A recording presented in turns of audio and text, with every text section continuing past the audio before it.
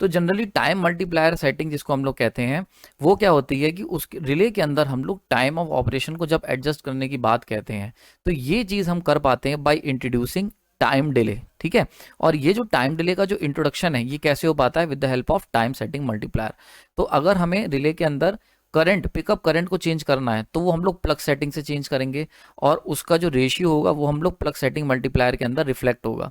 वहीं पर अगर हम लोग टाइम को चेंज करना चाहते हैं, टाइम ऑफ ऑपरेशन, तो ये हम करेंगे टाइम सेटिंग से, और ये जो टाइम सेटिंग का जो रेशियो होगा या टाइम सेटिंग जो भी हम परसेंटेज में करेंगे वो हमारा सिग्निफाई करेगा टाइम सेटिंग मल्टीप्लायर। क्लियर हो गया यहाँ पे, आई होप आपको समझ में आ गया होगा।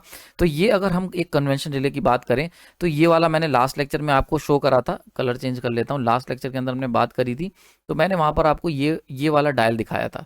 So this is basically the plug setting, जिससे हम लोग पिकअप वैल्यू को चेंज करते हैं, प्लग सेटिंग, सॉरी सेटिंग। ठीक है, इससे हम लोग क्या करते हैं कि पिकअप वैल्यू को चेंज करते हैं। नाउ ये जो आप देख रहे हो, this is the what we call time setting dial. यहाँ से हम लोग टाइम ऑफ ऑपरेशन को एडजस्ट कर सकते हैं। तो जनरली जो टाइम सेटिंग होती है वो 10 स्टेप्स में की जाती है। ठीक है, 10 स्टेप्स का मतलब हो गया परसेंटेज में, हम अभी बताऊंगा मैं आपको। तो फॉर एग्जांपल हमारे पास ये वो 10 स्टेप हो गए, तो 0.1, 0.2, 0.3 ऐसे ऐसे करके 1।